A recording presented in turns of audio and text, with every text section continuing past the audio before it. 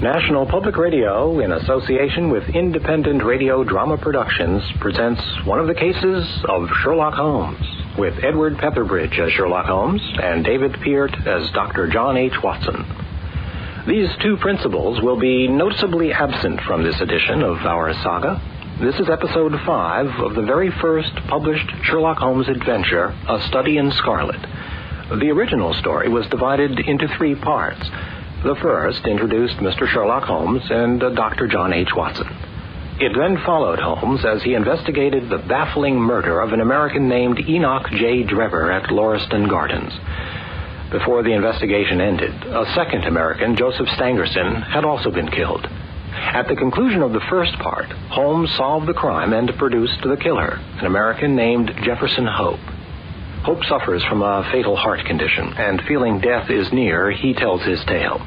The story of Jefferson Hope makes up part 2 of A Study in Scarlet, which Arthur Conan Doyle subtitled The Country of the Saints. The third part, the shortest of the 3, concludes the story and ties up all the loose ends. Set in Utah, part 2 begins with the miraculous rescue of the 2 survivors of a doomed wagon train. John Ferrier and little Lucy Ferrier are found by a pioneering band of Mormons who are themselves searching for the promised land. As a condition of rescue, Ferrier agrees to embrace the Mormon religion, and he follows the caravan to Salt Lake City. Time passes, and Lucy grows into a lovely woman, the flower of Utah, as Conan Doyle calls her. She has just met a handsome cowboy named Jefferson Hope as we begin episode 5 of A Study in Scarlet. Remember now, Jefferson Hope is telling his tale to Sherlock Holmes, Dr. Watson, and a pair of Scotland Yard inspectors. You can't believe how the sight of this fair young girl, as frank and wholesome as the Sierra breezes, had stirred my untamed heart to its very depths. We had been prospecting for silver in the Nevada mountains, yet the love which sprang in my heart was so wild and fierce that I could think of nothing else. I wooed that young woman harder than I had explored any silver lode. Night after night I called on John Ferrier and talked my heart away in the company of Lucy's bright, happy eyes, which told me her young heart was no longer her own. I am off, Lucy. I won't ask you to come with me now. But will you be ready to come when I appear again? And when will that be? A couple of months at the outside.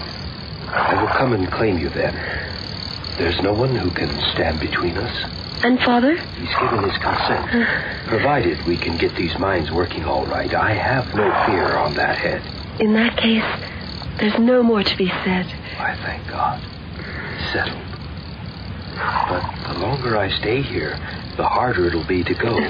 They're waiting for me at the canyon. Goodbye, my darling. Goodbye. In 2 months' time, I shall see you.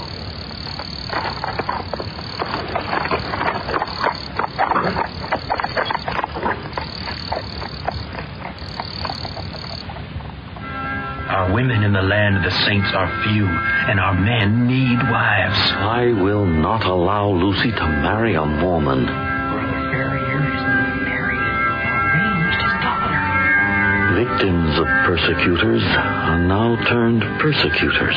Swift retribution will fall on the heads of those who cast perverted clouds over the state of Utah. Brother Cookson held out against the church and vanished away. God has exacted punishment on the deviant. His wife and children wait at home, but he will not return. The judges have spoken.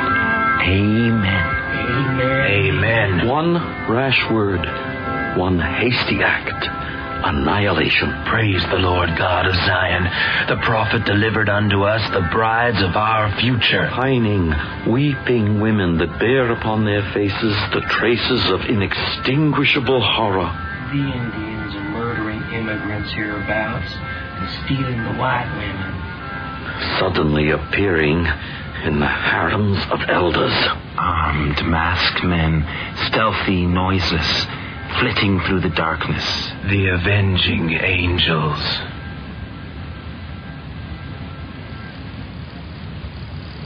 Brother Ferrier, The true believers have been good friends to you. We picked you up when you were starving in the desert. We shared our food with you, led you safe to the chosen valley, gave you a goodly share of land, and allowed you to wax rich under our protection. Is this not so? It is so. In return for all this, we asked but one condition.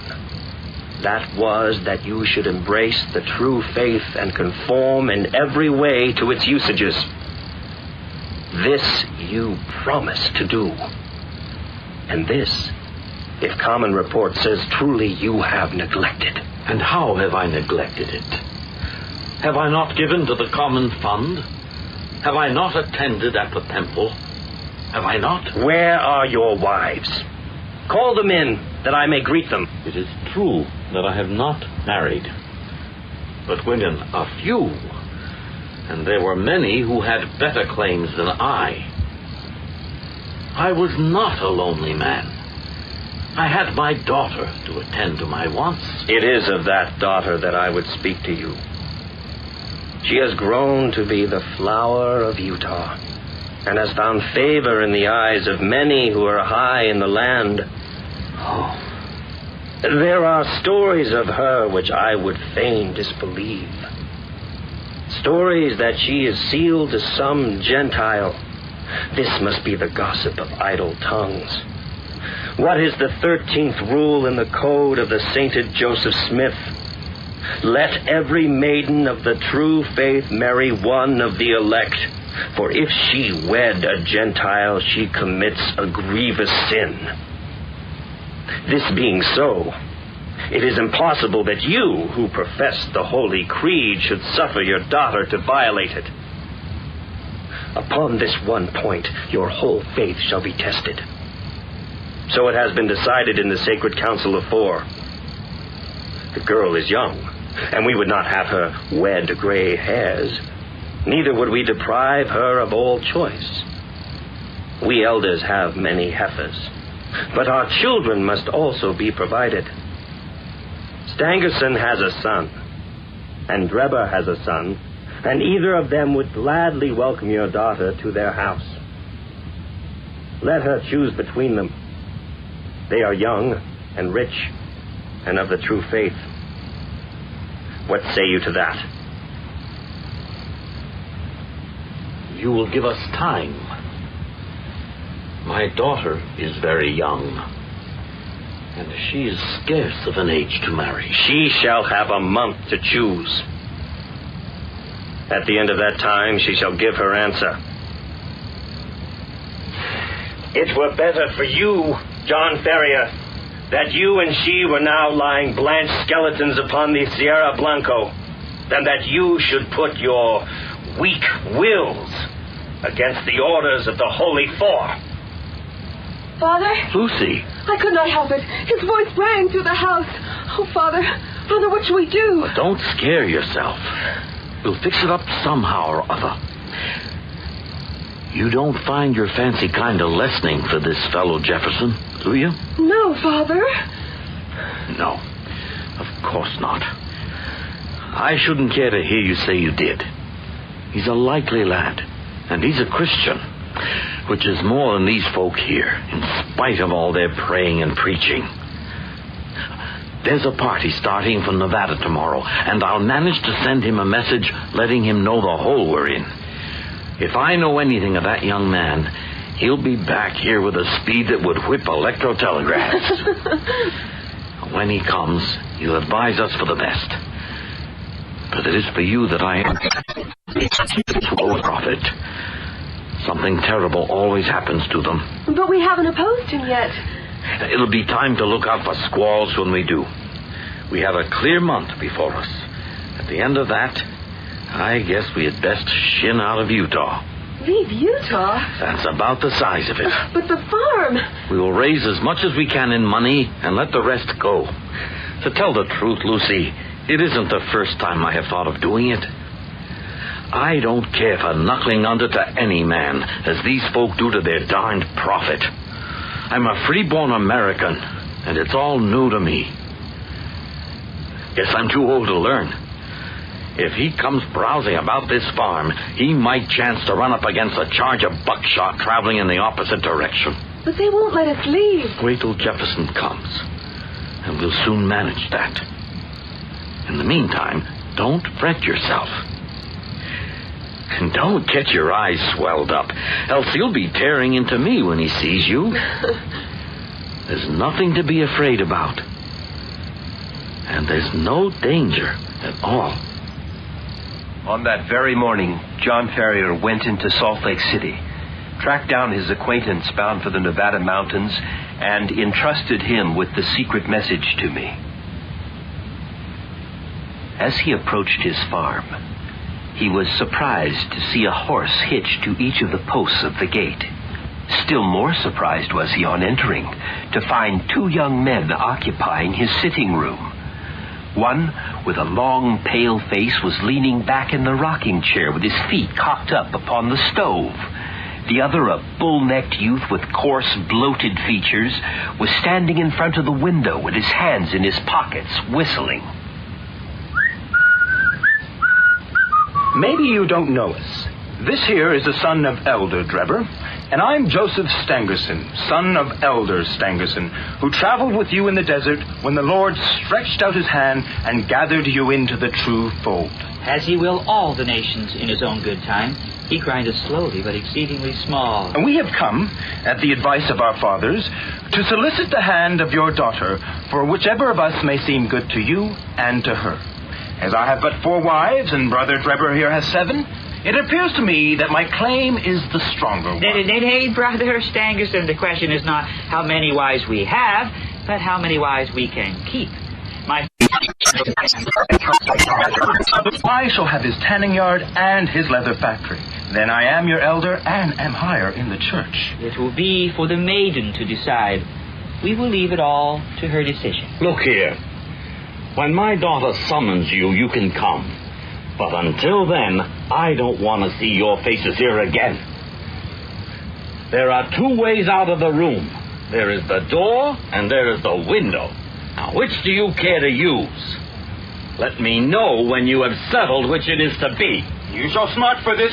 You have defied the prophet and the council of 4. You shall rue it to the end of your days. The hand of the Lord shall be upon you. He will rise and smite you. Then I'll start the smiting. Father!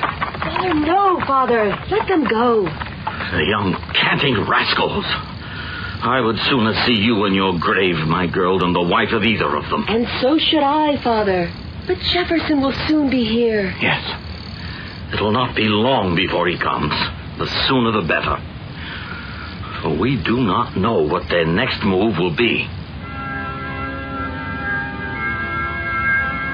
In the whole history of the settlement, there has never been such a case of rank disobedience to the authority of the elders. What shall be the fate of this arch rebel? His wealth and position shall be of no avail to him.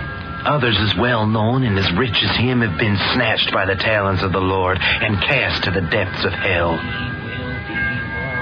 The avenging angels shall pin their remonstrance to the very cover of his bed. And they shall say, 29 days are given for amendment, and then... The hand which fastened this pin might just as well have struck him through the heart. And the next morning the avenging angels shall mark his seating with a burned stick. And they shall say the number 28. And on the following morning the number 27 shall be painted upon the outside of his door. And this register shall be kept daily. Upon the walls, sometimes upon the floors, occasionally on small placards nailed to the garden gate and railings. See how haggard and restless the traitor becomes. He has the eyes of a hunted and wretched creature. 20 to 15, and 15 to 10. And no amendment. 5 to 4 and 4 to 3. He cast his eyes north to south and east to west. We have his farm surrounded. No road unguarded. 3 to 2.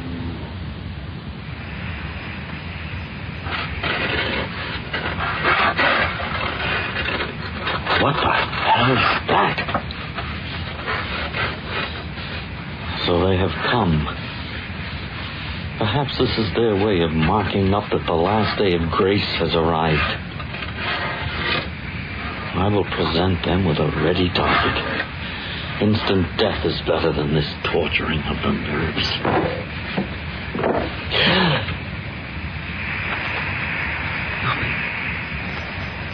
Nobody. Good God, some wounded or dying man. Hey, you okay? Good Lord, how you scared me. Whatever made you come in like that? Give me food. I haven't had time to eat for 2 days. Yes, you don't know how glad I am to see you. Does Lucy bear up well? Yes. And she does not know the real danger. Well, that is well. The house is watched on every side. That is why I crawled my way up to it. They may be darn sharp, but they're not quite sharp enough to catch a washoe hunter. You're a man to be proud of. There are not many who would come to share our danger and our troubles. Well, you've hit it there, Peart. I have respect for you. But if you were alone in this business, I'd think twice before I put my head into such a hornet's nest. It's Lucy that brings me here. And before harm comes on her, I guess there will be one less of the Hope family in Utah. What are we to do? Tomorrow is your last day. Unless you act tonight, you are lost. I have a mule and 2 horses waiting in the Eagle Ravine. How much money have you got? $2,000 in gold and $5,000 in notes. That'll do. I have as much more to add to it. We must push for Carson City through the mountains. You'd best wake Lucy. It's as well that the servants do not sleep in the house. John Ferrier woke Lucy to prepare her for our journey. I packed all the provisions into a small parcel and filled a stoneware jar with water. The mountain wells were few and far between. Ferrier appeared with Lucy, all dressed and ready, and looking more beautiful than I had ever remembered her. We had a few precious minutes to smile and embrace. We must make our start at once. The front and back entrances are watched, but if we're careful, we might get away through the side windows and across the fields. Once on the road, we're only 2 miles from the ravine where the horses are waiting. By daybreak, we should be halfway through the mountains. What if we are stopped? Well, if they are too many for us, we shall take 2 or 3 of them with us. When a dark cloud obscured the moonlight, we stumbled across the garden with bated breath and crouching as low as our bodies could hold us above the ground. We followed the line of a sheltering hedge until we came to a gap, which opened up into the cornfield. Suddenly, down!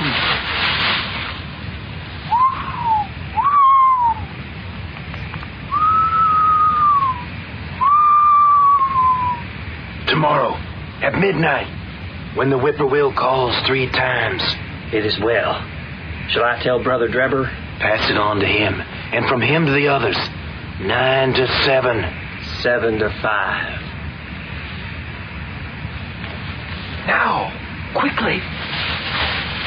Hurry on. Hurry on. I can't keep up. Here, give me your arm. Hurry. We are through the line of sentinels. Everything depends on speed. Hurry on.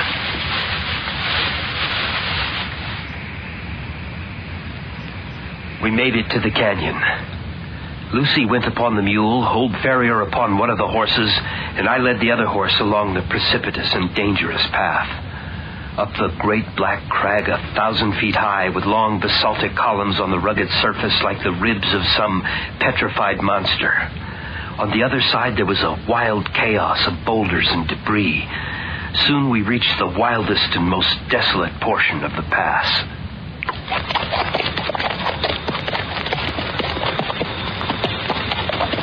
Look. Who goes there? Travelers from Nevada. By whose permission? The Holy Four. 9 to 7? 7 to 5.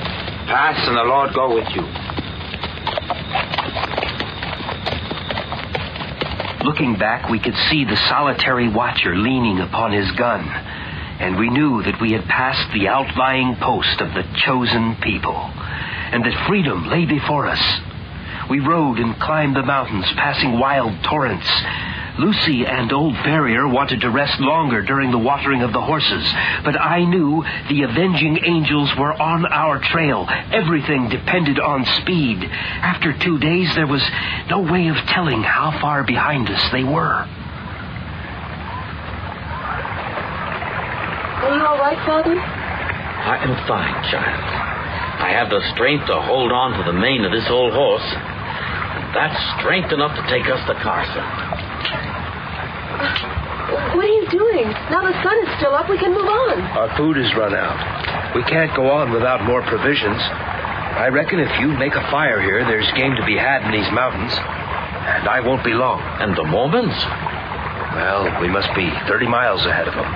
Enough time to gather food and fight them. Don't be long. I'll be as quick as I can. Warm yourselves on this fire. It must be 5,000 feet up. It's no wonder the air is bitter and keen. I left them crouching over the blazing fire, while the 3 animals stood motionless in the background. Then, the intervening rocks hid them from my view. I walked 2 miles or more through one ravine after another before spying a creature like a giant sheep, the bighorn. I shot him, and he fell down into the valley below. He was far too big to carry on my back, so I cut away one haunch and part of the flank and tried to retrace my steps. Evening was drawing in. I reckon I must have lost my bearings. I had to try all manner of turns and routes, and it must have been 5 hours before I recognized the outline of the cliffs that bound the glen I had left them in. Hello! Hello! I found the spot where the fire had been lit. Just a glowing pile of wood ashes there, and dead silence.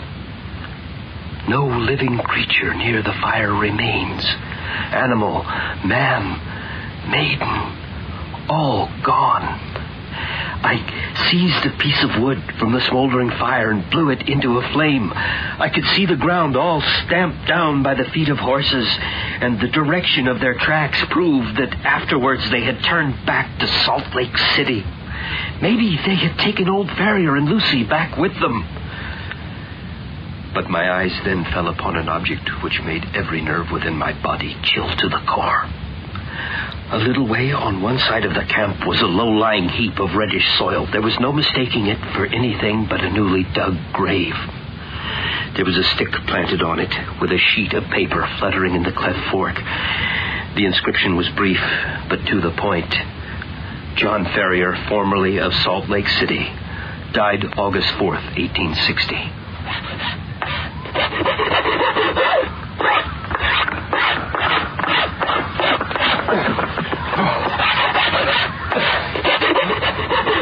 Good day to you, sir. I am Jefferson Hope. You remember me? Good God. You are mad to come here. It's as much as my own life is worth to be seen talking with you. Have you not heard? There is a warrant against you from the Holy Four for assisting the Farriers away. I don't fear them or their warrant. You must know something of this matter, Cooper. I beg you to answer just a few questions. We have always been friends. For God's sake, don't refuse to answer me. What is it? Be quick. The very rocks have ears and the trees eyes. What has become of Lucy Farrier? She was married yesterday to young Drebber. Oh.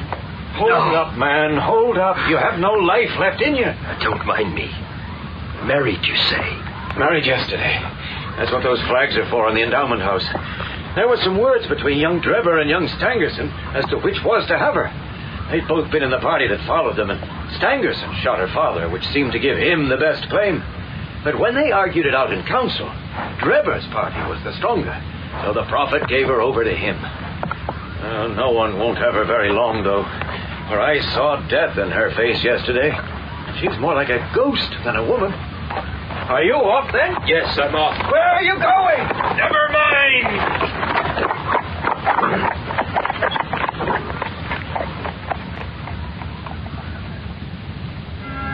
The trader's daughter is miserable in the hands of Elder Drebber's son. She has pined away her life. No matter to Drebber, he will inherit her father's farm. He has no grief for his young bride. His other wives sat round the bier into the early hours. They say the ghost of the Gentile broke in and kissed her cold forehead. And snatched Trevor's wedding ring from her finger. And cursed, she shall not be buried in that. They say he prowls the mountains. A bullet has whistled through young Stangerson's window and flattened itself against the wall within a foot of his face. A great boulder has crashed down within a foot of young Trevor at the cliff face. They are leading expeditions into the mountains to kill the Gentile. They never go out after nightfall and have their houses guarded. But now the hills are quiet.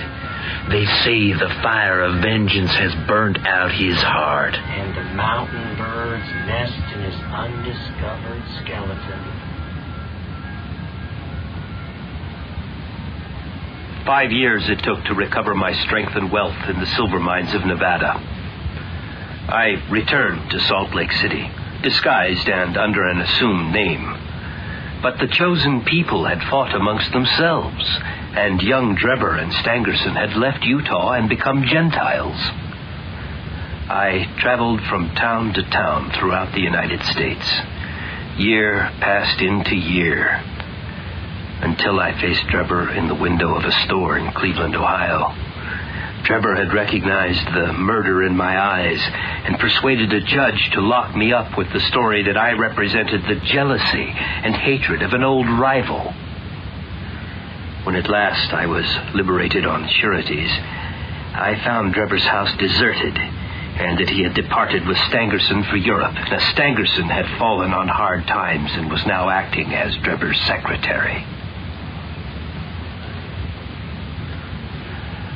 I was determined to track down my enemies from city to city, from St. Petersburg to Paris, from Copenhagen to London. Sherlock Holmes explains it all in the next and final episode of A Study in Scarlet. Edward Petherbridge is Sherlock Holmes, with David Peart as Dr. John H. Watson. In the Utah sequence featured in this episode, Richard Gofton was John Ferrier, Lorelei King was Lucy Ferrier, and Vincent Marzella was Jefferson Hope. Other cast members heard were William Roberts, Bo Light, Aaron Schwartz, Stuart Milligan, and Mark Cavern. I'm Steve Zakar. Support for this program is provided by National Public Radio member stations and the NPR Arts and Performance Fund. Contributors include the John D. and Catherine T. MacArthur Foundation and Bramley Pacific, master developer of Oakland, California's City Center Office Development. This is NPR, National Public Radio.